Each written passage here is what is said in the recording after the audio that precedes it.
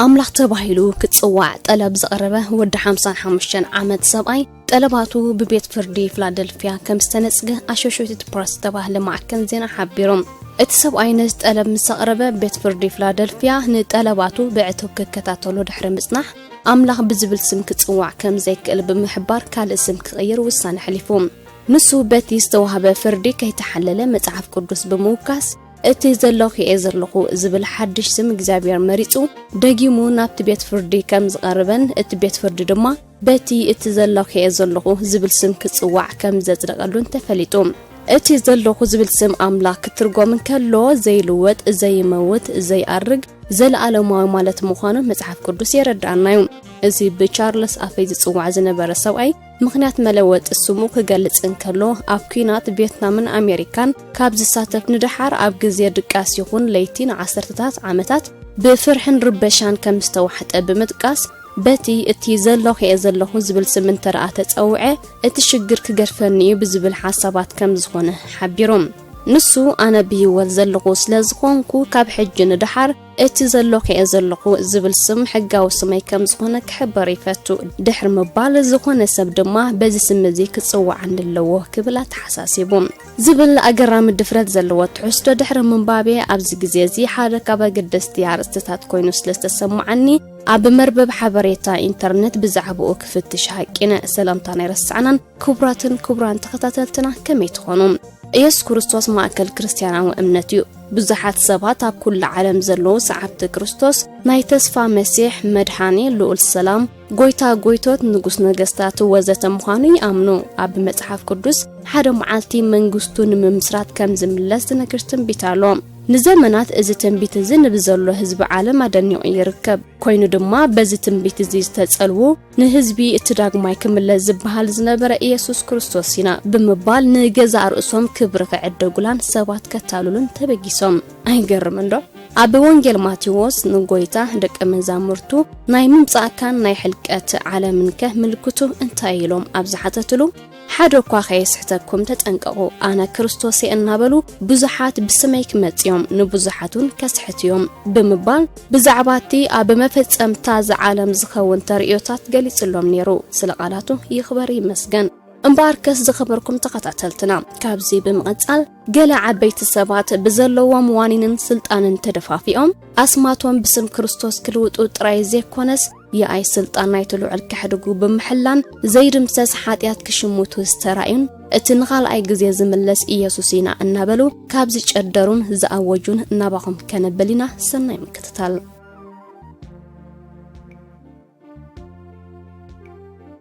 عسراي سيرجي توروب كابش حنجعت ميتنسان حدن زنبره روسياويو نسو اتداغما يستولد مخانو يوج نيرو ኢየሱስ ተመሊሱ እና በለ ይሰብክ በህዝብ ድማ ሳይበራዊ ኢየሱስና ተባህለ ይጽዋዕ ተሮብነ ምስሉ ምስለ ኢየሱስ ንምምሳል ነውሕ ጻዕዳ ቀምሽ ልብሲ ብምልባስ ንጸጉሩ ርእሱን ጭሕሚ መንከሱን ብምንዋሕ ብስእል ብምርአይ የእመን ነይሮም ቅድሚ ኣብ ከምቲ ስራሓት ምውፋሩ ተሮብ ከም ኣባል ፖሊስ ኣብ ደረጃ ትራፊክ ኮይኑ ይሰርሕ ነይሮም ናይ መወዳእታ ምስክር ቤተ ክርስቲያን ኣብ ደቡባዊ ሳይበርያ ብዝብል ስም ዝጽዋዕ መእከብ ሰዓብቱ ዝመስረተ እዩ ድማ ቤተ ክርስቲያን ናይ መወዳእታ ምስክርነት ካብ ኦርቶዶክስ ቡዲዝም ኣብ ቀለምሲስን ማሕበራውነትን ብዝተዋጽኡ ምእመናን ዝቆመዮም እንተኾነ ግን እዚ ቤተ ክርስቲያን ኣብ ታይጋ ሳይበርያ እቲ ዝዓበየ ናይ ጥርጥር ሃይማኖት ኮይኑ ይዝርከብ تاشعي أوسكار راميرو أورتيغا هرنانديز أب 2011 أب وايت هاوس واشنطن دي سي تشعت متقعتات زفصمه أوسكار نبريزيدنت أمريكا نبر باراك أوباما كم ترى يسوع يتموتوس لزنبره نعو نمقتال يسوع كريستوس كم زلاخو يأمن نيروم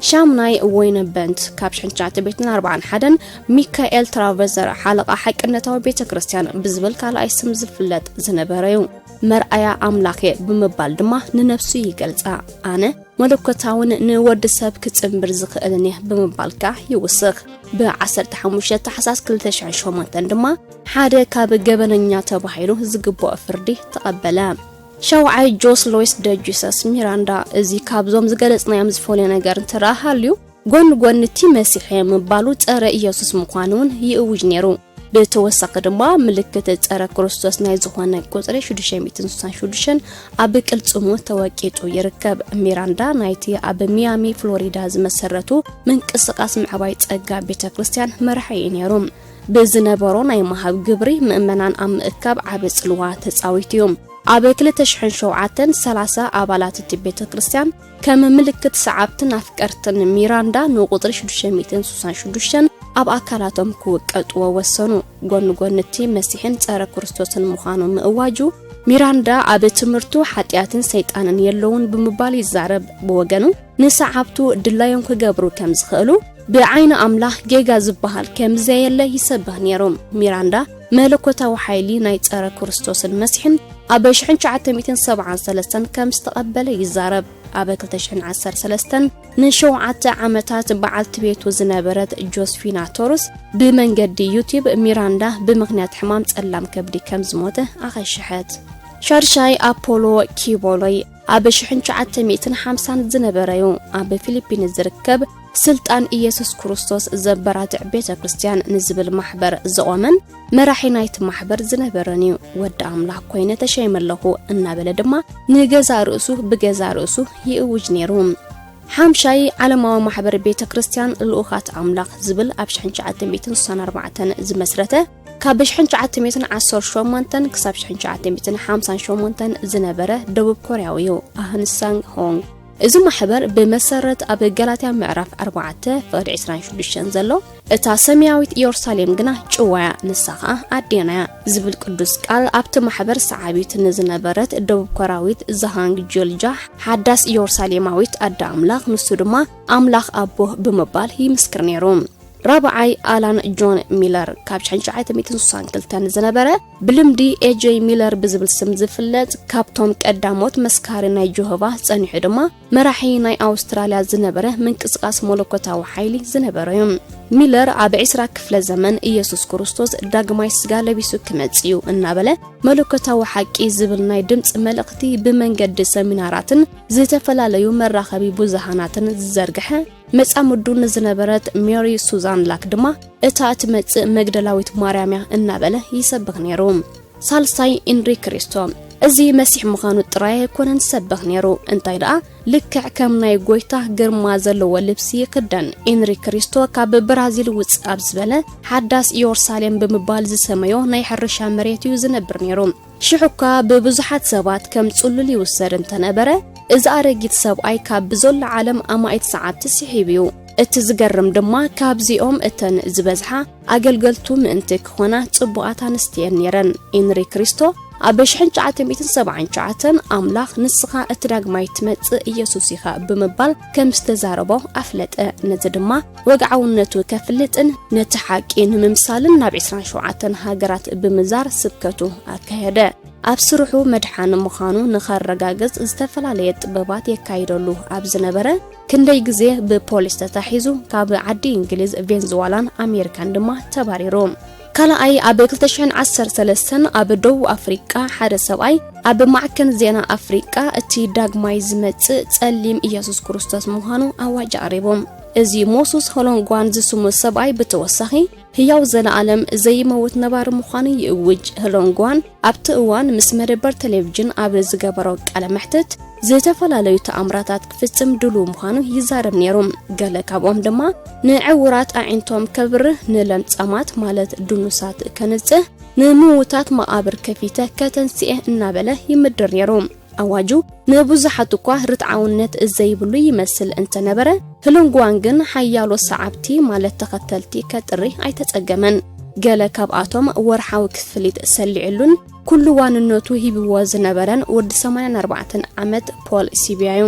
እቲ ዝዓበየ ዘገርም ድማ ኩሎም ሰዓብቱ ንስድራ ቤቶም ራሕሪሖም ማለት ከም ሲቢያ ኣብ ጥቓ ኣምላኹን ክኸውን ብምባል ንኣልፊን በዓልቲ ቤቱ እረድሪጡ ገዝኡ ገደፈ።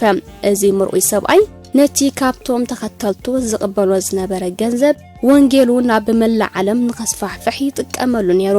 ህሎንጓን እቲ ዳግማይ ዝመጽእ ኢየሱስ ክርስቶስ ምዃኑ እቶም ዕድመ ዝረፍኡ ሰባት ጥራይ ኣይኮኑን ዝኣምኑ ነይሮም፣ ወላውን መንእሰያት። ከም ኣብነት ወዲ 14 ዓመት ኮተቴ ህሎንጓን እቲ ሓቀኛ ንጉስ ነገስታት ጎይታ ጎይቶቲ ብምባል ብምሉእ ልቡ ይስዕቦ ነይሩ።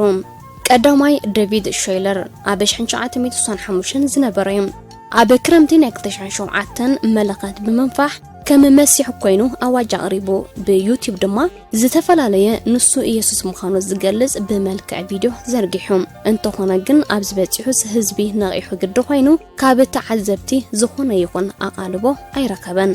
ዝኸበርኩም ተኸታተልትና ኣብ መወዳእታ እዚኦም ጥራሕ መዓስ ኮይኖም ፈጸምቲ ናይቲ ትንቢት ኮይኖም ዘለዉ ደረቐኛታት ብዙሓት ኣለዉ ኩሎም ኣይተጠቕሱን ዝብል መልሲ ከም ተቐድሙ ኣይንጠራጠርን ንሕና ድማ ልክዕ ኣይተጋገሁምን ከም ላዕለዎት 10 ዳይና ኣምጪናዮም እምበር ካልኦት ብዙሓት ኣለውን ገናውን ይህልው ኣለዉ የግዳስ ንስኹም ዘይትፈልጥዎካ እንተዘየለ ብድብድቡ ካብ ዝሓለፉ ተማሂርና ብዝመጹ ከይንታለል ንምዝኽኻርዩ እትቐንዲ መልእኽትና ከም ወዮ ኣብ ወንጌል ማቴዎስ ምዕራፍ 24 ፍቕዲ 11 ብዙሓት ሓሰውቲ ነቢያት ክትንስኡ ንብዙሓት እውን ከስሕትዮም ድሕሪ ምባል ኣብ ፍቕዲ 13 ድማ እቲ ክሳዕ መወዳእታ ዝዕገስ ግና ንሱ ክድሕንዩ ዝበሎ ጎይታዩ ብዝተረፈ ኣብዛ ፈታኒት ዓለም ዓቕልን ምስትውዓልን ይሃበና ምስካል እትሕዝቶ መረብ ክሳብ ንራኸብ ድማ ኣብ ዘለኹሞ ሰላምን ጥዕናን ንዓኹም ይኹን ሰላም